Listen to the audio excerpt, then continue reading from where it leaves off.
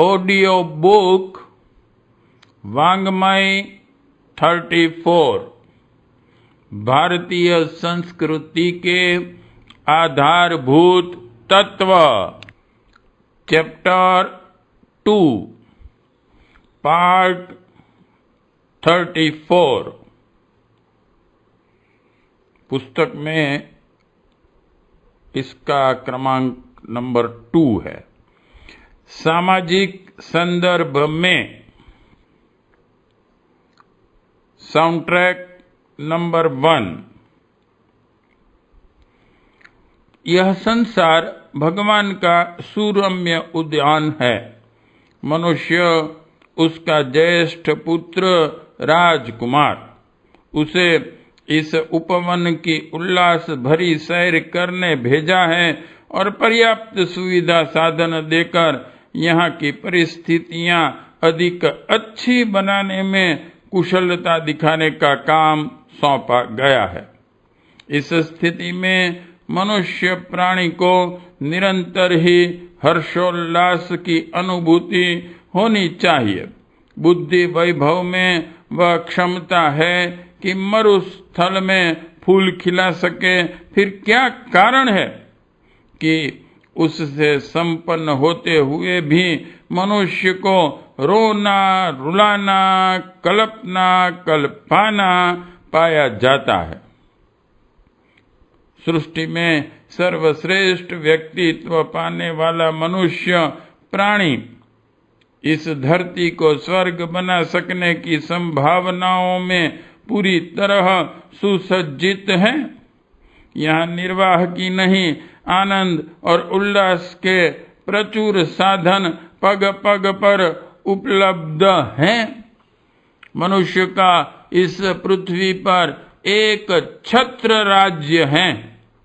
उसकी उपलब्धियों पर आश्चर्य प्रकट किया जाता है, किंतु इससे भी बड़े आश्चर्य की बात यह है कि हर समस्या को सहज ही सुलझा सकने में समर्थ मनुष्य को किस कारण इतनी अधिक गुत्थियों में जकड़ना पड़ा है जो सुलझने में नहीं आती और डरावनी काली घटाओं की तरह निरंतर अधिक सघन होती चली जाती हैं। प्रगति के नाम पर जहां मनुष्य ने अनेक वस्तुएं कमाई हैं, वहां समस्याएं भी कम नहीं बढ़ाई है, कठिनाइयों में भी कम उन्नति नहीं की है। अब से कुछ शताब्दी पूर्व तक मनुष्य इतने विकृत और निराश नहीं थे जितने कि अपने प्रगतिशील कहे जाने वाले समय में उत्पन्न हुए हम लोग हैं। तब साधन भले ही कम रहे हों, पर लोग मिलजुल कर रहते थे और एक दूसरे के प्रति सहयोग, सद्भाव की उदार आत्मीयता अपनाकर अधिक सुखी और संतुष्ट रहते थे। लगता है वह सौभाग्य अपने हाथों से कोई और महादैत्य क्रमशः छीनता ही चला जा रहा है। सिंह व्याघ्र के आक्रमण आतंक की बात समझ में आती है।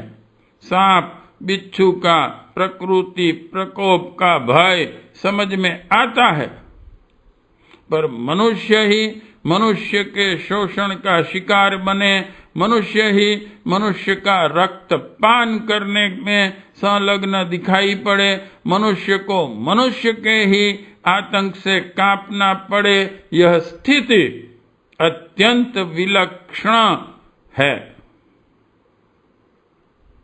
सहकारी स्वभाव का होने पर भी अपराधों और आक्रमणों की धूम क्यों बनी रहे? इस विचित्रता का उत्तर तो प्राप्त किया ही जाना चाहिए। राजनीति के क्षेत्र में विग्रहों का अंत नहीं। शासन तंत्र चलाने वाले नेताओं के मस्तिष्क पर इतना दबाव रहता है कि वे चैन से एक दिन भी नहीं रह पाते। तनाव के कारण उनका स्वास्थ्य क्षीण होता जा रहा है और अधिकांश को अकाल में ही काल कबलित होना पड़ता है। वे राष्ट्रीय और अंतरराष्ट्रीय समस्याओं का हल खोजने के लिए ईमानदारी से प्रयत्न करते हैं, पर कुछ बन नहीं पाता। एक सिरे को ढकने की बात बन नहीं पाती कि दूसरा सिरा उगड़कर नई चिंता उत्पन्न कर देता है। सामाजिक समस्याएं भी अपने युग में कम नहीं हैं। समाज के मूर्धन्य व्यक्ति उनसे चिंतित हैं और समाधान के लिए अपने ढंग से प्रयत्न करते हैं, पर देखने में यही आ रहा है कि एक गुत्थी सुलझने नहीं पाती कि दूसरी नई उठकर खड़ी हो जाती हैं। एक रोग अच्छा नहीं हो पाता कि दूसरा नया उठ खड़ा होता है। एक युद्ध समाप्त होने नहीं पाया कि नए युद्ध की नींव पड़ जाती है। यहाँ हमें समझना होगा कि समाज की कोई स्वतंत्र सत्ता नहीं, व्यक्तियों का समूह ही समाज है। व्यक्ति जैसे होंगे वैसा ही समाज बनेगा। वैयक्तिक समस्याएं ही इकट्ठी होकर सामाजिक समस्याएं बन जाती हैं।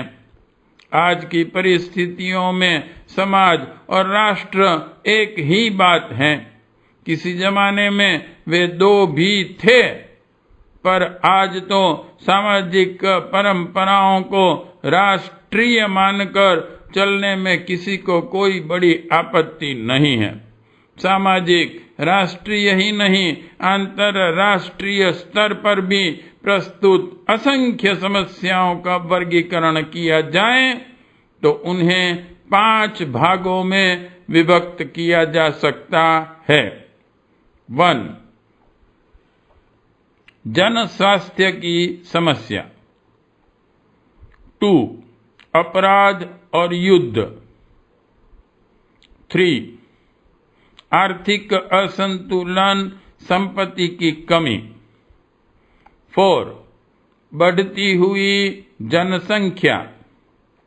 5. स्वार्थपरता और विकृत आग्रह। इन 5 के अंतर्गत उन समस्त समस्याओं को लिया जा सकता है जो अनेक राष्ट्रों के सामने अनेक आकृति प्रकृति की बनकर सामने आती रहती हैं। इन्हीं को सुलझाने के लिए समाज सेवी, बुद्धिजीवी, राजनेता, वैज्ञानिक, अर्थशास्त्री विभिन्न ढंगों से सोचते, विभिन्न उपाय खोजते और विभिन्न कदम उठाते देखे जाते हैं। कल्याणकारी एवं सुरक्षात्मक योजनाओं का निर्धारण उन्हीं प्रयोजनों के लिए संघ के मंच पर इन्हीं समाधानों के लिए अंतरराष्ट्रीय प्रयत्न होते हैं और कूटनैतिक आदान प्रदान चलते हैं। इतने पर भी देखा यही जाता है कि बात कुछ बन नहीं रही है और वांछित समाधान निकल नहीं रहे हैं। कुछ समय पहले यह समझा जाता था कि समृद्धि बढ़ने से समाज की इन समस्याओं का हल निकल जाएगा, किंतु यह प्रयोग सुसंपन्न कहे जाने वाले देशों में हो चुका है। अमेरिका और यूरोप के अनेक देश भौतिक प्रगति के हर क्षेत्र में पिछड़े देशों की तुलना में अत्यधिक ऊंचाई तक बढ़ गए हैं, पर वहां के लोगों की अशांत मनःस्थिति, बढ़ती हुई अपराधी प्रवृत्ति तथा दूसरी सामाजिक विकृतियों को देखकर लगता है कि मात्र भौतिक उन्नति को सब कुछ मान बैठना भूल है।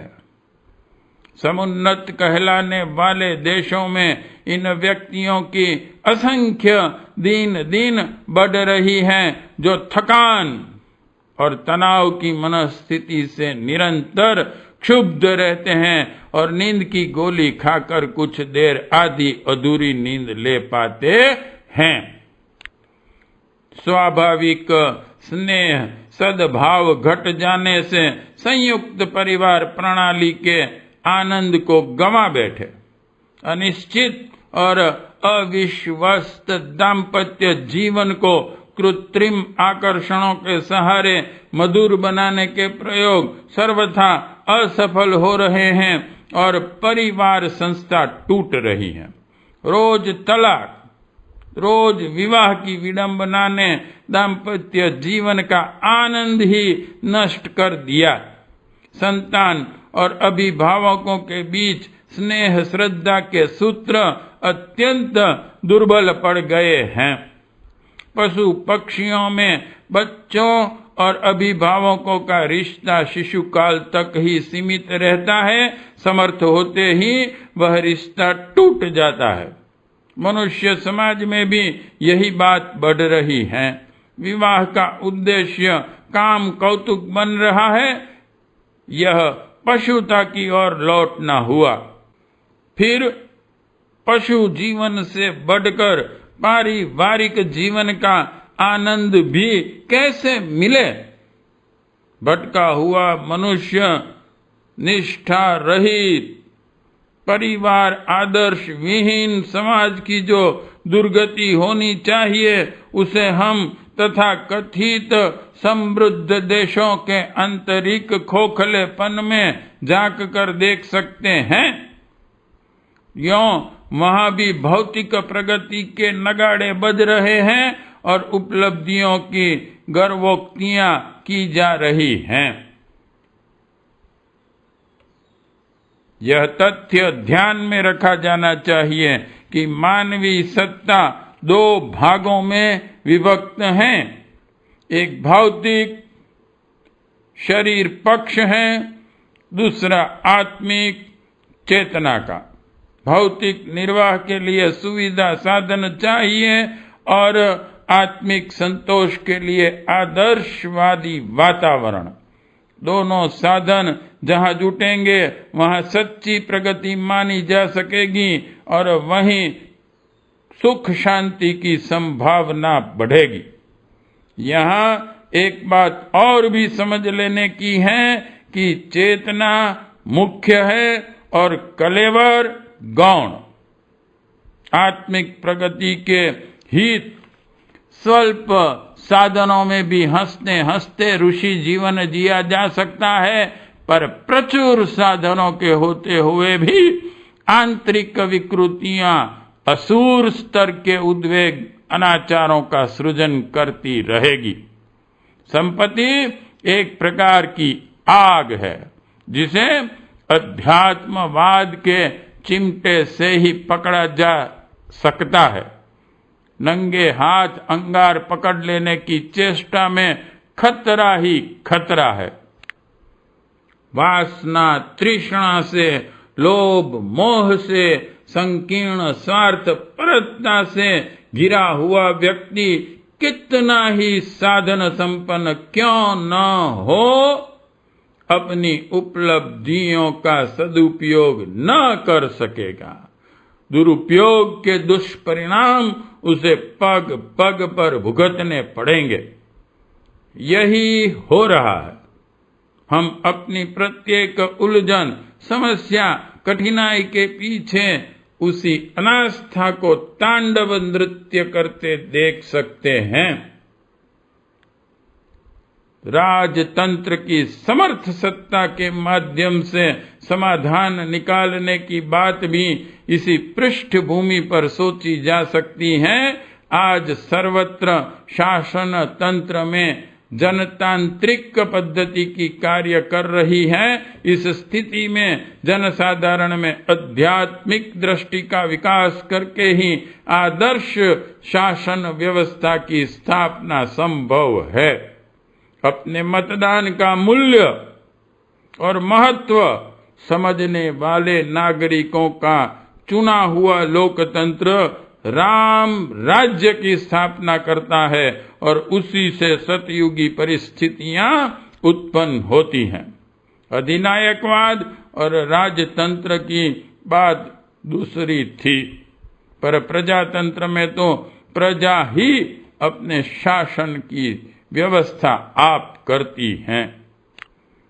भ्रष्ट प्रलोभनों और उद्देश्यों से प्रेरित होकर मतदान करने वाले वोटर ही वस्तुतः प्रजातंत्र की जड़ खोदते हैं और अवांछनीय शासन तंत्र खड़ा करने के लिए हावी होते हैं।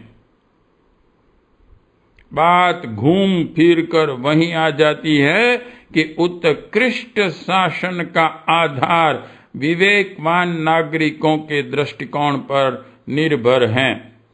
शासन का स्वरूप कितना ही शक्तिशाली हो, पर उसका संचालक नियुक्त करने का अधिकार तो मतदाताओं के हाथ में ही सुरक्षित रहता है। स्वस्थ प्रजातंत्र की स्थापना के लिए सर्वमान्य और सर्वोपरि उपाय एक ही है कि प्रजातंत्र के प्रजाजनों को अपने उत्तरदायित्व का भान हो और उसका उपयोग करते समय राष्ट्र को इस पवित्र थाती का पवित्रतम उपयोग करने की बात को ध्यान में रखें। यह दृष्टि विशुद्ध रूप से आध्यात्मिक कही जा सकती है। इसी बात को ऐसे भी कह सकते हैं कि स्वच्छ शासन की स्थापना उन प्रजाजनों के लिए ही संभव है जिन्हें परिष्कृत दृष्टिकोण अपनाने वाले अध्यात्मवादी की संज्ञा दी जा सकती है। शासन तंत्र द्वारा राष्ट्रव्यापी विश्वव्यापी समस्याओं का स्थिर समाधान इस पर निर्भर है कि नागरिकों, सरकारों और मूर्धन्य नेतृत्व द्वारा अध्यात्मवादी आदर्शों को किस सीमा तक अपनाया गया है। गहराई से देखा जाए तो ये सामाजिक समस्याएं स्वतंत्र रूप में कुछ नहीं, वैयक्तिक समस्याओं का ही सामूहिक रूप है। असंयम से व्यक्ति दुर्बल और रुग्ण पड़ता है, उसी को सामूहिक रूप में बीमारी, महामारी, अकाल मृत्यु की व्यापक समस्या कहा जा सकता है। मानसिक विकृतियां व्यक्तिगत जीवन में मनोविकारों और उद्वेगों के ग्रसित रहने एवं लड़ने झगड़ने के लिए प्रेरित करती हैं। यही दुष्प्रवृत्ति सामूहिक जीवन में दंगों, उपद्रवों का रूप धारण करती हैं और अपराधी दुष्प्रवृत्तियां अपनाने के लिए भड़काती हैं। उपद्रवों और अपराधों को राष्ट्रीय समस्या के प्रकारांतर में व्यक्तियों की दुर्बुद्धि का सामूहिक अभिशाप कहा जा सकता है। व्यक्ति की दरिद्रता ही देश की गरीबी और व्यक्तिगत अनैतिक धन की आकांक्षा राष्ट्रीय अर्थ असंतुलन का आधार है। सुसंस्कारी आधार से भटके हुए परिवार कुत्साओं और कुंठाओं से घिरे रहते हैं। अविवेकपूर्ण बच्चों का अंधाधुंध उत्पादन राष्ट्रीय संकट बनकर खड़ा होता है। विकास के लिए जितने पैर पीछे जाते हैं, उससे ज्यादा नए रोजी रोटी तथा सुविधा मांगने वाले उत्पन्न हो जाते हैं। विकास की उपलब्धियां नई आवश्यकता पूरी करने में सफल नहीं हो पाती, फलतः समस्याएं जहां की तहां अड़ी बैठी रहती हैं। व्यक्तिवाद के आधार पर पनपने वाली स्वार्थपरता समूह रूप से असंगठित और असहकारिता की उपेक्षा करने वाले प्रजाजनों की समस्या बनती है। मुनाफाखोरी, काम चोरी, कर चोरी, आपाधापी, सार्वजनिक प्रयोजनों की उपेक्षा, सहकारिता में अनुत्साह वर्ग स्वार्थ और वर्ग संघर्ष जैसे आचरणों से ही कोई देश दुर्बल बनता है। इन्हीं को किसी राष्ट्र का आंतरिक खोखलापन कहा जा सकता है। व्यक्तिगत जीवन में आत्मिक दुर्बलता को और सामूहिक जीवन में प्रजाजनों की चारित्रिक कमजोरी का नाम दिया जा सकता है। संक्षिप्त में व्यक्ति की छोटी दिखने वाली समस्याएं ही सामूहिक रूप से विशालकाय राष्ट्रीय अथवा सामाजिक समस्याएं कही जाती हैं। इन्हीं दुर्बलताओं से शिक्षा, संपत्ति आदि साधनों से संपन्न देश आंतरिक दृष्टि से दुर्बल बने रहते हैं। इसके विपरीत जिन देशों में आंतरिक दृढ़ता, भावनात्मक एकता, साहसिक प्रखरता एवं चारित्र निष्ठा होती हैं, वे स्वल्प साधनों के सहारे अपना वर्चस्व सिद्ध करते हैं और न अंतर द्वंद्वों में टूटते हैं और न बाहरी आक्रमणों से हारते हैं। जिन सत्प्रवृत्तियों की यहाँ चर्चा की जा रही है उनको समन्वय की सामाजिक प्रखरता अथवा सामूहिक आध्यात्मिकता कह सकते हैं। कर्तव्य पालन के लिए जागरूक आदर्शों के प्रति निष्ठावान एवं उदार आत्मीयता से प्रेरित होकर सेवा सहायता के लिए आतुर उत्साह को आध्यात्मिकता माना गया है। यही है वह दिव्य क्षमता जिसे आत्मशक्ति कहते हैं। यही व्यक्ति को लौह पुरुष बनाती हैं और उसी के सहारे राष्ट्रों की सुरक्षा लौह प्राचीरों से भी अधिक सुनिश्चित बनी रहती है।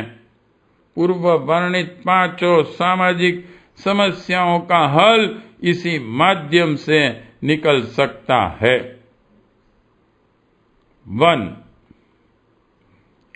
राष्ट्रीय अस्वस्थता की समस्या का समाधान करने के लिए साफ सफाई, कृमिनाश एवं अस्पतालों का प्रबंध किया जाता है। सरकार अपनी आर्थिक स्थिति के अनुरूप कर्मचारियों की संख्या नियत रखती है और सुविधा साधन जुटाती है, पर वे अस्पताल थोड़े से ही बीमारों की भर्ती कर सकते हैं। जो इनसे लाभ उठाते हैं उनकी तुलनाएं वे कहीं अधिक हैं, जिन्हें यातायात की तथा दूसरी कठिनाइयों के कारण वह सहायता नहीं मिल पाती।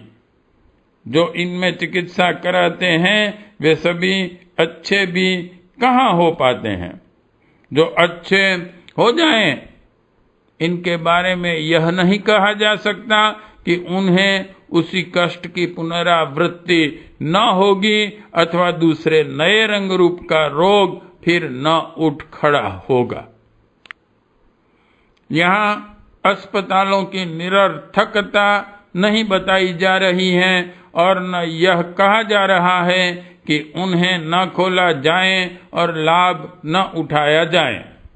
प्रतिपादन केवल इतना है कि यदि जनसाधारण ने अप्राकृतिक जीवन न छोड़ा, आहार विहार का असंयम न सुधारा, तो उपचार केवल सामयिक चमत्कार उत्पन्न भले ही कर दें, स्वास्थ्य समस्या का स्थायी समाधान न निकलेगा। असंयमी लोग प्रकृति की अवज्ञा का दंड भुगतेंगे और आए दिन बीमार पड़ेंगे। नई बीमारी, नई दवा का कुचक्र अपनी धुरी पर यथावत घूमता रहेगा, संकट टलेगा नहीं। सफाई कर्मचारी एक और कचरा साफ करेंगे, दूसरी ओर वहां रहने वाले अथवा उधर से निकलने वाले फिर गंदगी बसाने लगेंगे। हर आदमी के साथ एक मेहतर घूमे तो बात दूसरी है, अन्यथा गंदगी फैलाने की आदत सरकार की सफाई योजना को सफल न होने देगी। मक्खी, मच्छर आदि हानिकारक कीड़े गंदगी की उपज हैं। डीडीटी से एक दिन जितने मच्छर मारे जाएंगे, दूसरे दिन सड़ी गंदगी उतने ही नए पैदा कर देगी। स्वास्थ्य रक्षा के लिए जो उपाय किए जाते हैं वे आवश्यक तो हैं, पर पर्याप्त नहीं। होना यह चाहिए कि शिक्षा संस्थाओं से लेकर धर्म तंत्र सहित प्रचार के प्रत्येक साधन में लोकमानस की स्वच्छता, संयम, श्रम निष्ठा जैसे आरोग्य रक्षक आदतें सीखने के लिए प्रशिक्षित किया जाए। सामाजिक संगठन वैसा वातावरण बनाएं और बीमार पड़ना भी एक अपराध घोषित किया जाए। बार बार बीमार पड़ने वालों को दया का पात्र और सहायता का अधिकारी तो माना जाए, पर साथ ही उनकी असावधानी और अव्यवस्थितता को कड़ाई से कसा भी जाए। जितने प्रयत्न गंदगी साफ करने के लिए किए जाते हैं, जितने प्रबंध चिकित्सा उपचार के होते हैं, उससे भी अधिक प्रयत्न इस स्तर के होने चाहिए कि हर मनुष्य स्वच्छता, संयम, श्रम निष्ठा जैसे आधारों का महत्व ही न समझे, वरन उन्हें जीवन नीति का अंग मानकर चलें। यह कार्य कठिन कहा जा सकता है, पर उतना कठिन नहीं है जितनी कि अस्वस्थता के कारण उत्पन्न होने वाली रुग्णता जन्य पीड़ा और आर्थिक हानि। समस्या के कारण को समझा जाए और उसका स्थिर समाधान ढूंढा जाए तो एकमात्र यही निष्कर्ष निकलेगा कि जीवन यापन की उस पद्धति को अपनाया जाए जिसे शरीर क्षेत्र में प्रयुक्त होने वाली आध्यात्मिकता कहा जा सकता है। अध्यात्म एक मान्यता है जो विभिन्न क्षेत्र में विभिन्न रूपों में परिलक्षित होती है। शरीर क्षेत्र में बरती जाने वाली सतर्कता और संयमशीलता को अध्यात्म की प्रेरणा कही जाएगी। यही है वह आधार जिसे अपनाकर स्वास्थ्य संकट से सदा सर्वदा के लिए छुटकारा मिल सकता है। 2. मानसिक उद्वेगों से पीड़ित व्यक्ति उद्धत आचरण करते हैं, अपना स्तर गिराते हैं और दूसरों को कष्ट देते हैं। कभी कभी मर्यादाओं के लिए अनास्थावान बनकर ऐसे लोग मानवीय और सामाजिक शील सदाचार को रौंदते हुए अपराधी बनते, गुंडागर्दी अपनाते, आतंक उत्पन्न करते और चोरी ठगी पर उतारू पाए जाते हैं। नृशंस क्रूर कर्म करने में भी उन्हें संकोच नहीं होता। इस प्रकार के उद्धत आचरण रोकने के लिए पागल खाने, जेल खाने बनाए गए हैं और उन्हें रोकने पकड़ने की व्यवस्था की गई है। पर देखना यह है कि क्या यह प्रतिबंधात्मक उपाय पर्याप्त हैं? देखा यही जाता है कि कड़े कानून, कठोर दंड और अपराध सूत्रों की खोजबीन की व्यवस्था रहते हुए भी वे दुष्प्रवृत्तियां रुक नहीं रही हैं। आत्महनन से लेकर पर पीड़न तक के वर्गों में विभाजित होने वाले अपराध घट नहीं बढ़ ही रहे हैं। दंड भय से बच निकलने की असंख्य तदबीरें सोची और निकाली जाती रहती हैं और छिपे एवं खुले रूप में वह सब होता रहता है जिसे रोकने के लिए खर्चीले एवं कुशलतापूर्ण उपाय बरते जाते हैं। यहाँ भी दंड नीति एवं रोकथाम के प्रयत्नों का उपहास नहीं उड़ाया जा रहा है और न उन्हें अनावश्यक ठहराया जा रहा है। वे प्रयत्न तो होने ही चाहिए, वरन उन्हें अधिक विस्तृत एवं प्रामाणिक किया जाना चाहिए। सोचने की बात इतनी भर है कि क्या मनुष्य की दुर्बुद्धि से उत्पन्न अनाचारों, दुष्प्रवृत्तियों पर अंकुश लगाने के लिए कानूनी पकड़ पर्याप्त है? यह तभी हो सकता है जब हर आदमी के पीछे एक पुलिसमैन लगाया जाए और वह पुलिसमैन भी किसी अन्य लोक का निवासी हो। अपराध मात्र उतने ही नहीं हैं जितने न्याय संहिता में दंडनीय ठहराए गए हैं। छोटे और व्यक्तिगत अपराधों पर कानूनी अंकुश नहीं है। नशा पीना, असंयम बरतना, अस्वच्छ रहना, अनुशासनहीनता, अस्त व्यस्तता, आलस्य, प्रमाद, कटु भाषण, अशिष्ट आचरण, दुर्व्यसन, देश, दुर्भाव जैसे व्यक्तिगत अवांछनीयताओं पर सरकारी अंकुश नहीं है, पर वे आदतें व्यक्ति और समाज के लिए कम हानिकारक नहीं होती। यह अवांछनीयताएं ही बढ़कर विक्षोभकारी विभीषिकाएं उत्पन्न करती हैं। ऐसी ही छोटी छोटी बातें व्यक्ति को गया गुजरा बनाती और समाज को खोखला करती हैं। पागल की तोड़फोड़ हमें चौंकाती है, पर सन की एवं उद्दत प्रकृति के मनुष्य धीरे धीरे कितनी विसंगतियां खड़ी कर देते हैं, उसे खोजा जाए तो और भी अधिक हानि हुई दृष्टिगोचर होती है। अग्निकांड से शहतीर जल जाने की चर्चा होती है, पर धून द्वारा उसे खोखला करके धराशायी बना देने को सामान्य कहकर टाल दिया जाता है। बड़े अपराधियों की भयंकरता सर्वविदित है, किंतु छोटे अपराध जिन्हें नैतिक एवं नागरिक मर्यादाओं का उल्लंघन कह सकते हैं, कम भयानक नहीं है। खेत को हिरन चर गए अथवा फसल को कीड़ों ने साफ कर दिया, विश्लेषण की दृष्टि से दो प्रसंग हो सकते हैं, पर हानि की दृष्टि से दोनों को ही समान रूप से हानिकारक ठहराया जाएगा।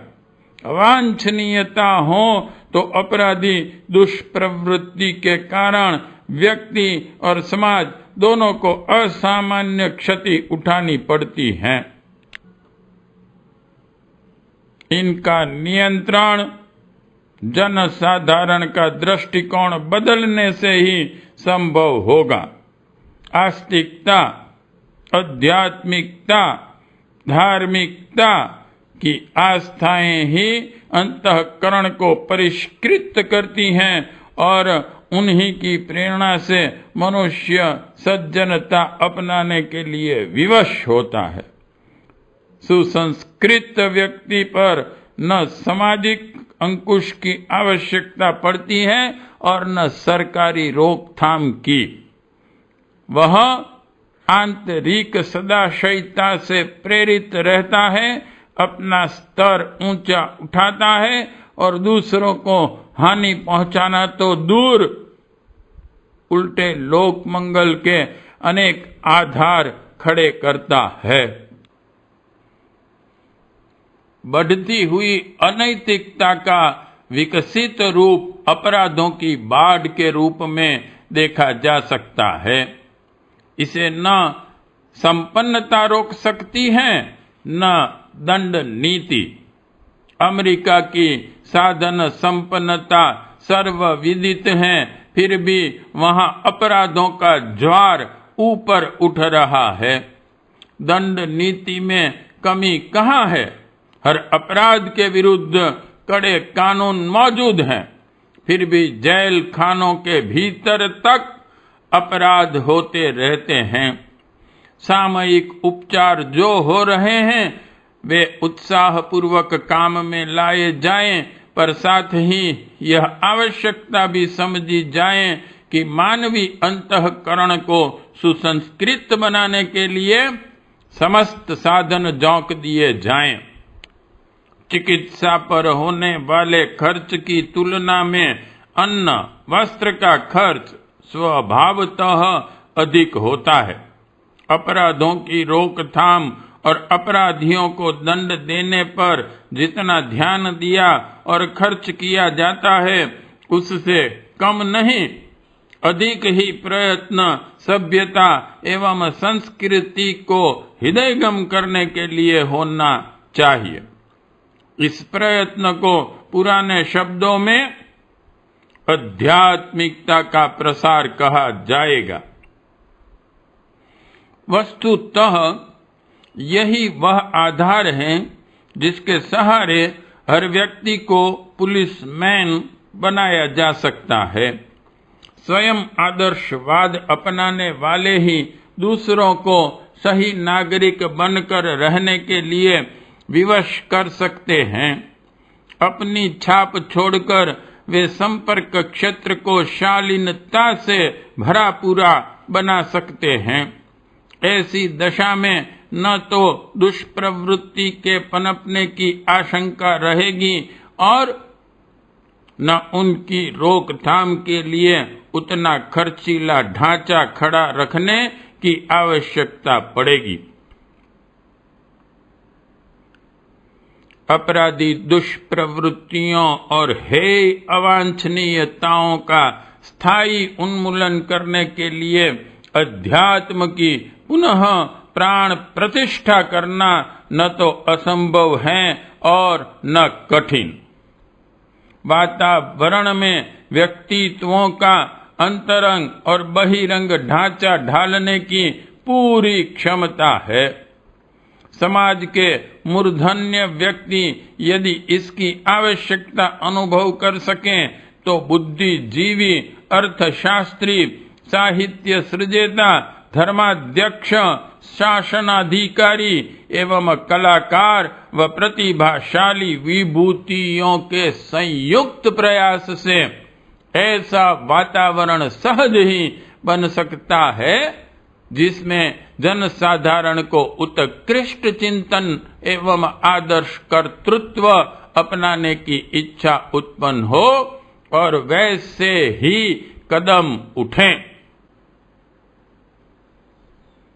मानवीय चिंतन यदि मोड़ा जा सके तो भय, आशंका और अविश्वास के कारण पनपने वाली हिंसा और प्रतिहिंसा की जड़ें कट जाएगी। आए दिन जो दंगे, फसाद, वर्ग संघर्ष, क्षेत्रीय युद्ध और विश्व युद्ध के बादल घुमड़ते रहते हैं उनका दर्शन भी न होगा। घृणा के स्थान पर आत्मीयता, देश के स्थान पर प्रेम, शोषण के स्थान पर सहयोग की स्थापना की जा सकती है। ऐसा हो सके तो आंतरिक सुव्यवस्था और सीमा सुरक्षा के लिए समस्त संसार में जितनी धन शक्ति खर्च करनी पड़ रही है उसे शिक्षा, सिंचाई जैसे उपयोगी कार्य में लगाया जा सकता है। तब अपनी दुनिया में एक भी आदमी अशिक्षित, एक भी विभुक्षित, एक भी रुग्ण और एक भी उद्विग्न दिखाई न पड़ेगा। परस्पर घात प्रतिघात में लगी हुई शक्ति यदि सृजन सहयोग में लगा सकें तो उसका दोहरा लाभ होगा। ध्वंस के दुष्परिणामों से छुटकारा मिलेगा और सृजन की सुखद संभावनाएं बढ़ेगी। छोटे से परिवार में सभी लोग मिलजुल कर स्नेह सद्भाव पूर्वक गुजारा कर लेते हैं। उसमें बाल, वृद्ध, समर्थ, असमर्थ, विकसित, अविकसित सभी स्तर के लोग रहते हैं, पर किसी को एक दूसरे से भय नहीं रहता। एक दूसरे के प्रति संदेह, अविश्वास नहीं करते, दुर्भाव नहीं रखते और दुलार सहयोग में कमी नहीं होने देते। पारस्परिक सद्भाव संपन्नता से घर के हर सदस्य को अपने अपने ढंग का आनंद और संतोष मिलता है। सभी एक दूसरे से लाभ उठाते हैं और उस मिली जुली उदार सहकारिता से पूरा परिवार सुदृढ़ सुविकसित बनता चला जाता है। सुसंस्कृत परिवारों में कई प्रकार की कठिनाइयां रहते हुए भी स्वर्गीय वातावरण बना रहता है। इसके सदस्यों को व्यक्तिगत उत्कर्ष का लाभ मिलता है और उन घटकों का सम्मिलित रूप समूचे समाज को समुन्नत बनाने में अप्रत्यक्ष किंतु असाधारण योगदान करता है। विचारणीय यह है कि मानवीय स्वभाव में सहकारिता कूट कूट कर भरी होने पर भी वह लाभ समाज को क्यों नहीं मिलता जो सुसंस्कृत परिवारों को मिलता है। आज समाज के सम्मुख सर्वग्राही विभीषिकाएं क्यों प्रस्तुत हैं? यह प्रश्न भी कम गंभीर और कम विचारणीय नहीं है। पार्ट 34 साउंड ट्रैक नंबर 1 समाप्त।